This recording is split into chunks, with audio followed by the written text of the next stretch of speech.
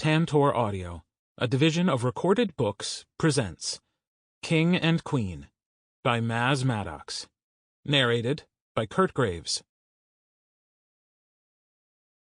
Chapter 1. Royal. Late spring mornings were my favorite. The dew across the tall grass was cold against my hide. Birds sang sleepy songs to the soft morning sunlight. The smell of earth and growth was all around, much more crisp and cool than they used to be. Even though it was a little too chilly for me, I still enjoyed our morning rituals. My herd was scattered out, hunting, roaming, stretching their legs before the day began. I shut my eyes as I breathed in deep, my frill catching the warmth of the sunlight dripping in past the horizon. Peaceful. Calm. I smelled him long before I could see him. Stalking in the tree line to my right, a predatory shadow had his eyes locked on me. I kept my pace, easy and calm, never alerting him that he had been found out.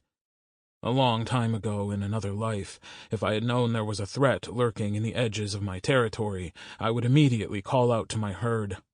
My bellowing cry would direct the bulls to surround the calves, horns out and ready to defend. But not now. My herd didn't need protection against this one. And he wasn't going to win anyway. Through the tall grass he crept low and steady, aiming for my haunches. It would be stupid to try anything else, considering my horns were sharp and could go through the side of a car door. My frill, which I was very proud of, was the perfect bone shield to keep assholes from biting my neck. So the only play they had was to attack from behind. Life always underestimated how fast big guys could move. I was big, and I was fucking fast.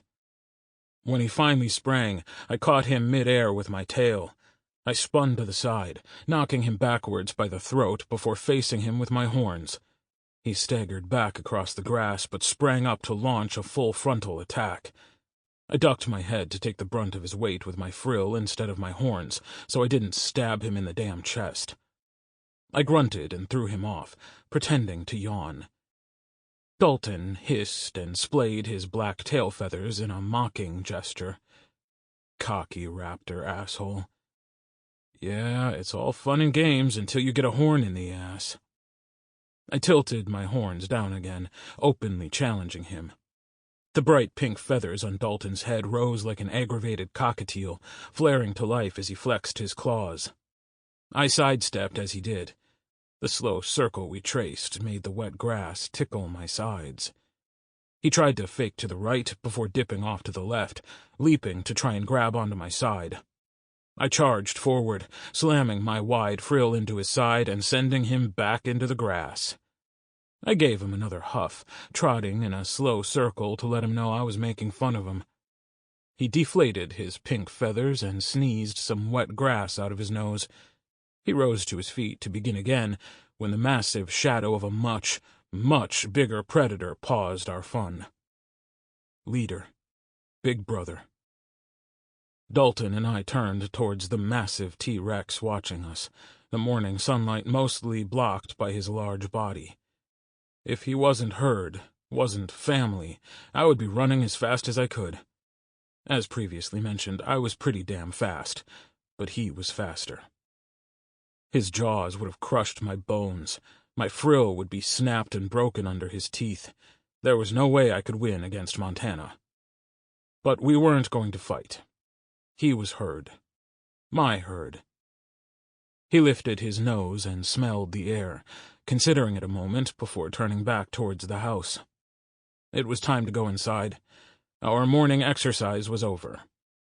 Dalton darted forward to race for the massive sail on Baja's back, which I could see lumbering towards the house.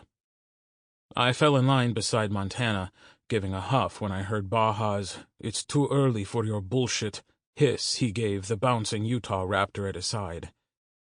Overhead, Jackson's wingspan cast long shadows over us as he dipped down for a landing.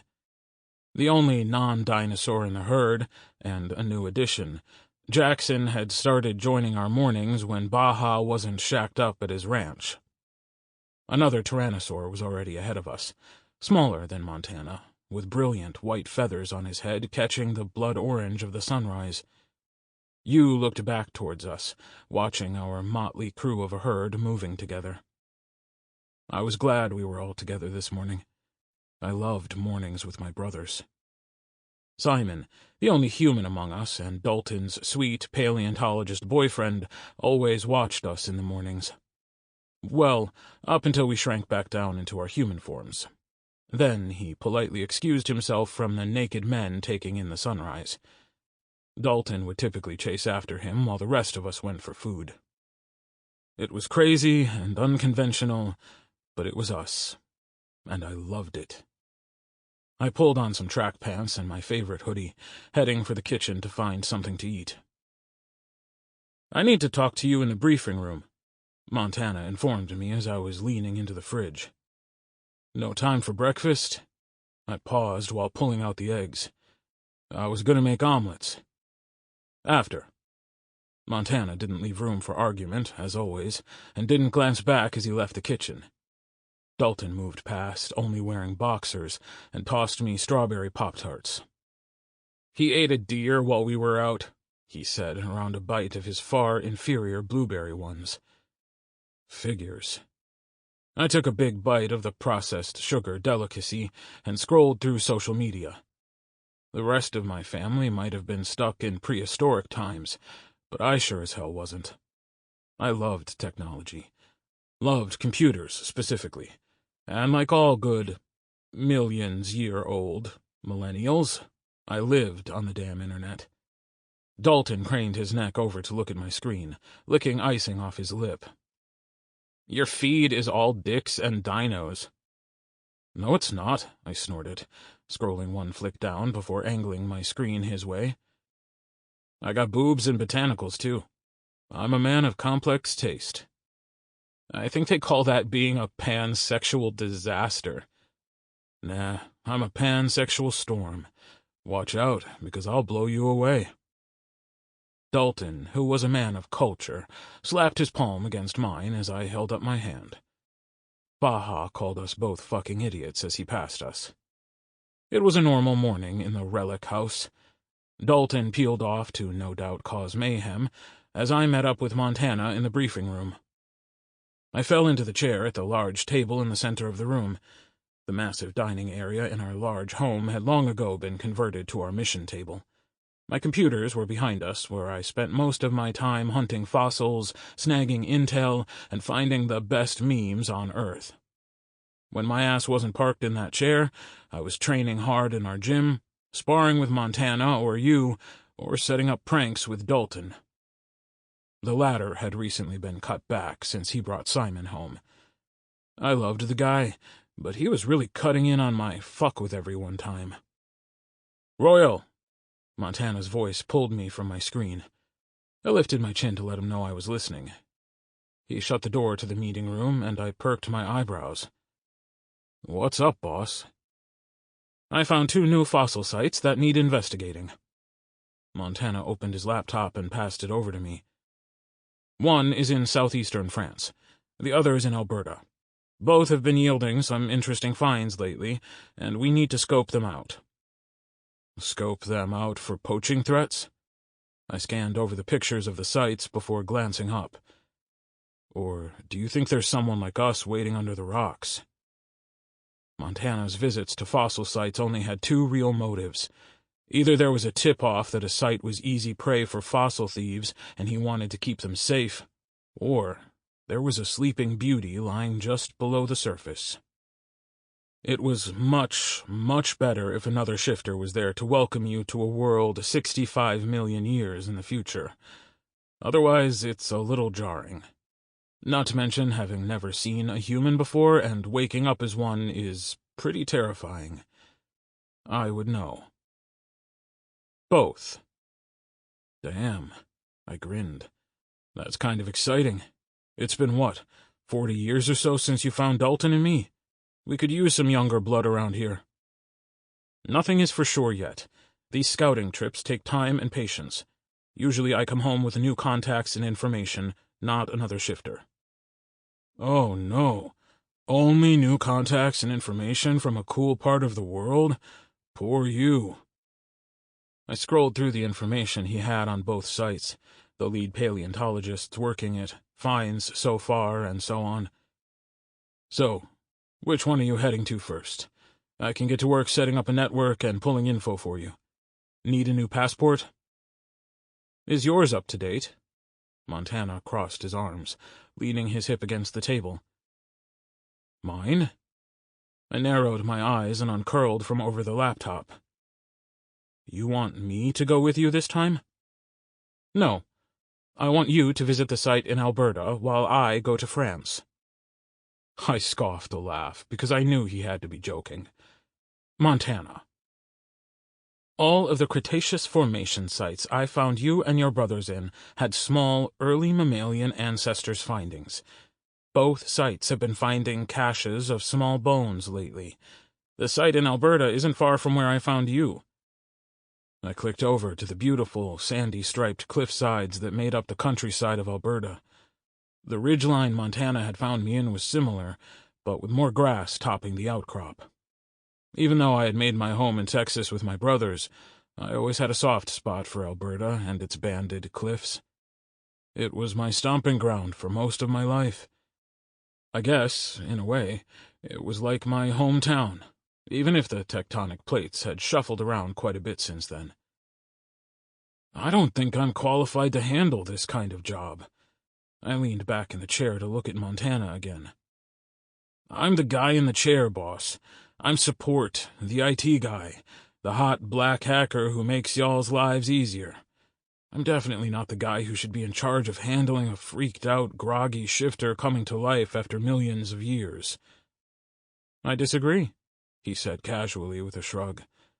I think you're very capable of handling this. I gave him a leveling stare.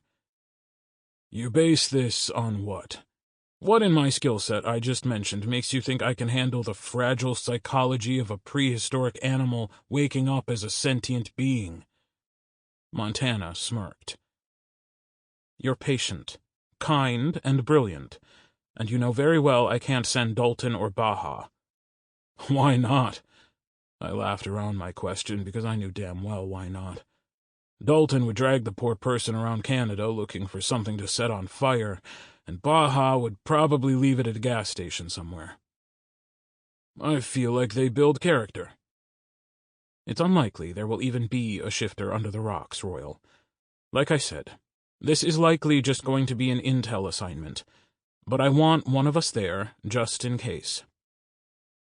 I rubbed both hands over my face and looked at the screen again. A blanket of prickling anxiety draped itself over my back as I stared at the Drumheller cliffs. I really prefer to stay with the herd, boss. I don't like traveling when you or anyone else is on a mission. What if you need my help? I'll be all right. Dalton is going out with Simon on a camping trip, and Baja is still recovering from his last mission. Yu is heading back out to Japan, but he can tap you for intel if he needs it. You don't need to worry about your brothers or me. It was annoying how well he could use logic against me. He was right, as he usually was, but it still made me feel like I swallowed a rock. Traveling for missions always made me uneasy, but this took the cake. Being that far away from everyone, and possibly in charge of a new recruit, was asking a hell of a lot. But what else could I do? Let my brother down? All right, I said reluctantly. But if someone does wake up while I'm there, I'm teaching them nothing but cuss words the entire way back home. It'll be a cussosaurus, and I'm not helping you fix it. Montana chuckled. Deal. Chapter 2. Blaze. I was going hoarse from screaming over the bar. This far into the night, the music at the club swallowed my voice before it could fly more than an inch from my lips. The bartender leaned over the slick countertop, tilting his ear my direction so I could try again. My third attempt at screaming my drink order was finally understood, and he nodded before bellowing out the price tag. Ouch. This place was going to devour my very limited funds. But how often was I in downtown Calgary? Let's be real. All gay bars with speakers that loud were expensive, no matter where you were. Thank God I had everything else locked down on a tight budget. Tonight was drinks and dancing. I deserved it. It had been an overwhelmingly shitty week. It had taken almost everything I had to make it to Calgary. My hotel room charged me extra fees that wouldn't be returned for a damn week, and I wasn't even at my final destination yet. I still had a long drive out to Drumheller tomorrow to get to the fossil site, but this volunteer dig would be worth it.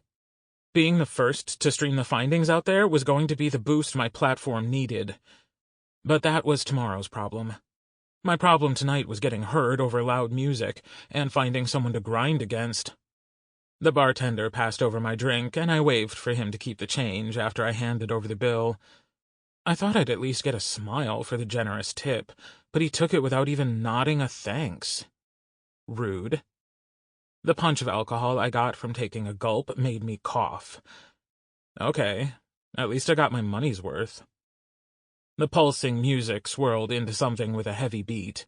The spinning lights swam over writhing bodies, melting together. It was a sea of skin, toned arms, some abs, flashes of teeth and laughing mouths. It used to be so easy for me to slip into the ocean and find a partner, press myself into the madness and pick out a thrill. For some reason, my will to dive in had ebbed back as I watched the crowd. Maybe I was getting too old for the club scene. I was nearing the end of my 20s, and it wasn't a cute look to be the almost 30-year-old twink at a gay bar. Some guys can pull it off. I just looked tired. Glam as hell with killer cat eye, but still tired. Tired 20-something twink. That was my brand, I guess.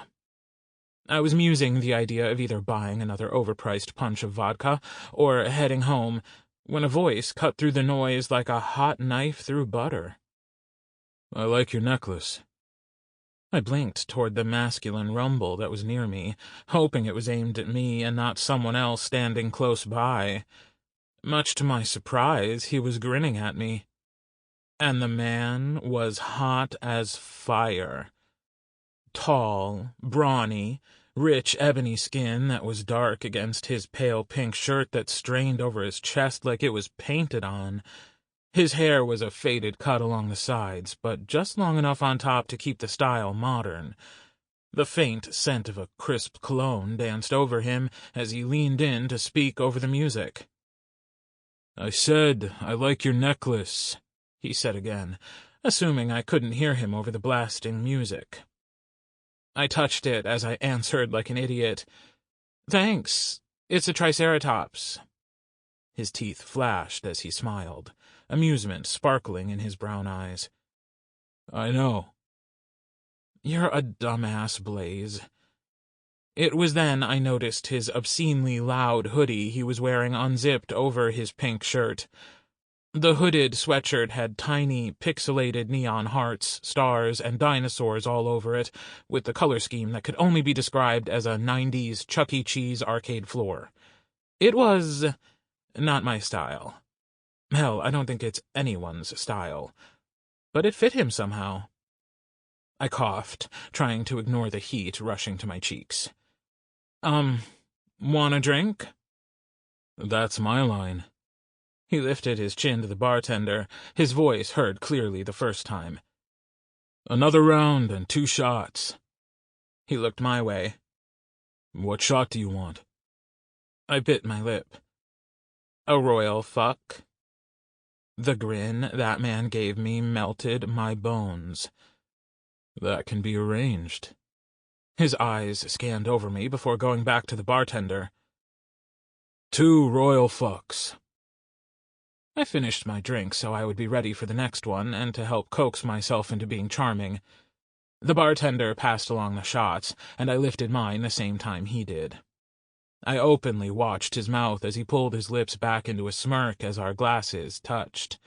I tossed mine back, the icy blast against the back of my throat, a welcome cooling sensation over the burning of my skin. I could feel his eyes on me, and I made a show of lapping up an imaginary drop from my lip. When he took my hand and pulled me onto the dance floor, I didn't hesitate to follow.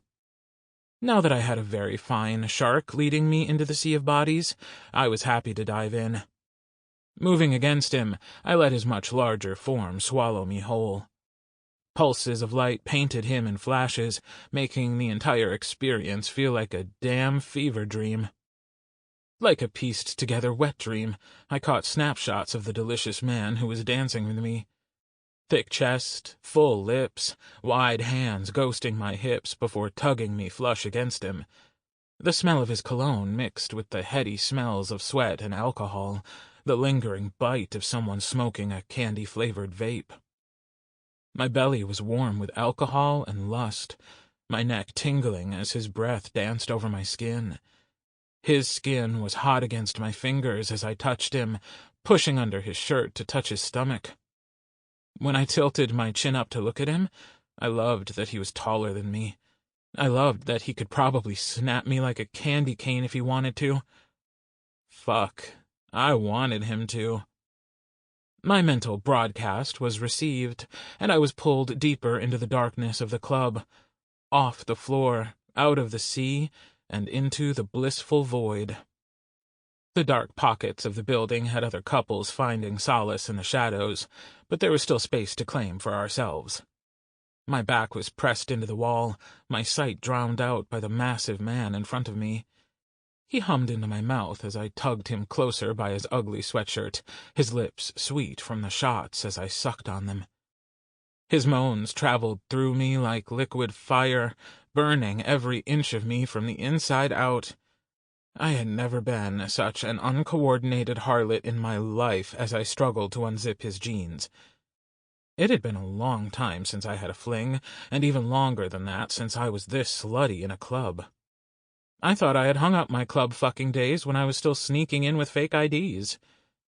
But when was I going to get this kind of chance again? A guy like this never bought me drinks. A huge, hot mountain of a man wasn't the type that dished out dick to a guy like Blaze Fight. So yeah, he could fuck me in a dark corner of a club and never see me again. Not surprising, the hot stranger was also hung like a goddamn bull. The moment he popped loose from the confines of his jeans, the damn thing nearly gave me a black eye. It was probably a fantastic ego boost that I had to push him further back so I could go down to my knees, but the guy was probably used to it. He no doubt got whoever he wanted with as fine as he was. I made sure to let him know how deeply I appreciated his body. By the way his fingers dug into my scalp and tugged, I was worshipping him just right. The musky scent of his skin was like no drug I had ever felt. The pressure down my throat of swallowing him burned just right. It was the most debauched thing I had ever done, but holy hell was it amazing. The finishing blast down my throat choked me, but not so badly that it killed the mood. I was painfully aware my mascara was smudged from the tears, and the little bit of drool that fell down my chin wasn't exactly attractive. I was tugged up to my feet in a daze, drunk on the heat of the moment and loose from the strain of holding my breath. When I was spun around, I almost tripped and braced myself against the wall as a wide palm dove under my waistband. I was so far beyond being subtle that I pushed my ass back against him as he manhandled me. His warm fingers tugged me loose from my jeans, stroking me in strong, smooth movements that made my knees buckle. My body was already electric from the rough blowjob that it wasn't going to take much to make me pop. He knew that and made sure I felt every precious moment. While one hand stroked me, the other slipped up my shirt to thumb my nipple. His teeth nipped my ear, hot breath panting, his hips bucking into mine. The thread holding me together snapped, my eyes flicking back with the thumping blasts of blinking lights behind my eyelids. I came with a shout and a long whine of happiness. If I could have crumbled onto the floor and rested without getting something truly revolting on me just then, I would have. My bones had turned to putty. My body was floating on orgasmic bliss, the stranger at my back the only thing grounding me. When I felt his grip release me, reality slowly washed away the flooding dream like a gentle tide. I turned and rested back against the wall, smiling up at him as I adjusted everything back into place. That was fun. Yeah, he breathed with a grin. God damn, you were hot as hell like that. Freshly fucked and kinda drunk? I winked, wiping some sweat from my face. He hummed in acknowledgement. You want to meet up again sometime? I'm just passing through. He zipped himself up. Just visiting Canada a bit before I head back to the U.S. You knew this was a one-time thing, Blaze. Be happy it was fun. Sure, I shrugged. It was nice meeting you anyway. He didn't respond, only smirked and disappeared into the darkness of the club. I didn't catch his name, and I knew I'd never see him again. But I wasn't going to forget the hot guy in Calgary any time soon. Especially not that hideous fucking sweater. I'm sorry. If you're not a volunteer, you can't be out at the site. This was not how I planned my afternoon to go. It had taken me hours to get out to the dig site, including a very long drive from Calgary, getting lost, and then hiking my happy ass out to the wilderness to find this place. I was sweaty from the long trip, tired, and ready to finally get some pictures of the fossils that had been slowly excavated over the past year. It didn't help that I was mildly hungover from my heathen evening in the city. The new site from the Royal Tyrrell Museum was a treasure trove of new Cretaceous discoveries, and I wanted to be the first one to snap some exclusive shots. My plan had been to interview the paleontologists, the volunteers, and maybe do a live stream while I was out there for bonus exposure. I even wore my new super cute fossil scarf for just that reason. Well, for the live stream and to keep the sun off my neck. It's not a good look to be burned to a crisp while chatting up people. I was told that I was going to be added to the volunteer roster. I drove here from British Columbia. Could you double-check? I flashed my smile, hoping it was dazzling and charming, not exhausted and sweaty. I wanted to see what the newest finds were and chat with the volunteers. Are you with the press? The older gentleman adjusted his baseball cap on his head, sweeping his eyes over me skeptically. His gaze landed on my I Dig Diversity button in my jacket, a rainbow-colored strata with cartoon fossils buried inside. He also didn't seem amused that I was wearing one of my favorite skirts. In my defense, it was extremely comfortable and adorable.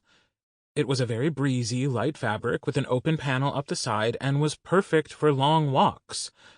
I always paired it with some shorts under it in case the wind wanted to give away my business.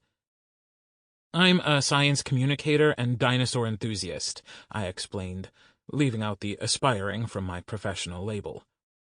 Sure, I hadn't been officially picked up by any museums yet, but that's why I was out there. Being able to approach a museum about my skills as a social media marketing expert and science communicator with a somewhat spontaneous visit out to Drumheller was exactly what I needed.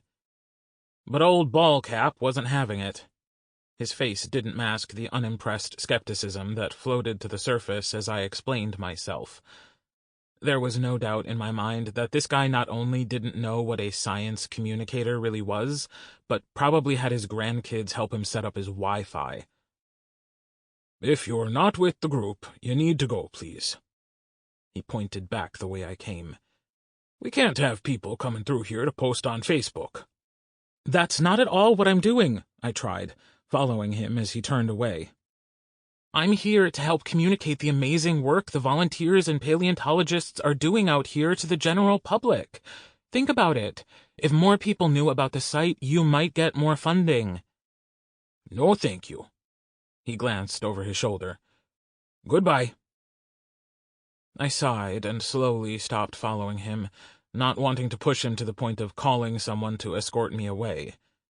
Scattered out in front of me was the site, a couple of tents set up to keep the volunteers safe from the sun as they chipped away at the rocks, hunting for fossils and other ancient forms of life.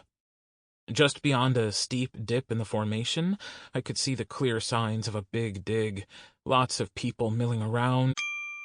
Sample complete. Ready to continue?